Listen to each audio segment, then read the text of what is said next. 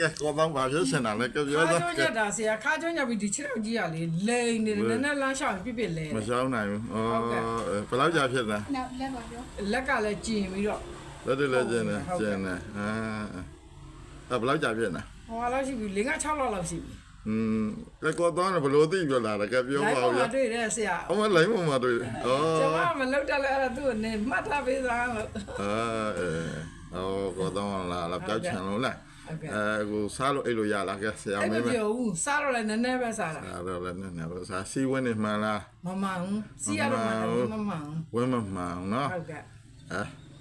ကောတော့လာကျုံနှက်သွားတယ်မလားပြောက်သွားတယ်မလားအခုဖြစ်တာဘာနဲ့ရှိပါယူအကုန်လုံး ကြာပြီပေါ့ ကြာပြီပေါ့ဒီလက်တွေပါကျင်တာ3-4နှစ်လောက်ရှိပြီအဲ့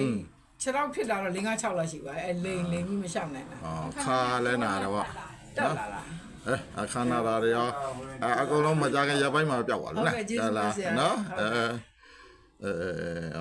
အေးဒါအဝေးရလာပဲမနာဘောနော်ရန်ကုန်မှာညတဲတာပေါ့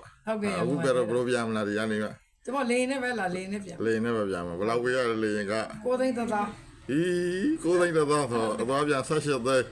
ယောဂပြောင်းချုံလာနော်ဆက်ရှက်သေးရဘာမှမဟုတ်ဘူးနော်ယောဂခံစားနာသိရမှာနေ တယောက်တည်း တရားပြန်အခု2ယောက်ခပ်ပြရမှာလား 2ယောက်ကပြရ 2ယောက်ခါဆိုရင်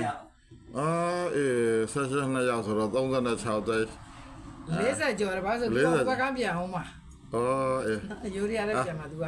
က ဆေးလည်းအမှန်ကန်လာတော့ရအောင်လား ဟုတ်ကဲ့ မကြခင်မှာပြောက်သွားတယ်နာမည်ဘယ်လိုခေါ်လဲ ဒုံးကြီး ဒေါ်အောင်ကြီးမျိုးလုံးတွေပြလာကမေးတော့ခုနမေး မျက်လုံးကလေခုလူညနေပဲကြာလို့ရှိရင်လေရဲပြီးတော့ဖလို့ဖလို့ပြခွဲတော့ခွဲတာဒီက ခွဲလိုက်တယ်လား 20ခွဲကောင်းဒီဘက်က မခွဲအကုန်ပြန်ကောင်းတယ်နော် ဟုတ်ကဲ့ ခွဲလိုက်တယ်ဆိုတော့ဒါအဲ့တော့ဆရာမခွဲတော့အကုန်ပြန်ကောင်းတယ်နော်ပြစ်တဲ့သွေးတွေဝင်လာဘာမှဖြစ်ဘူးလားခေါင်းလည်းမူးလား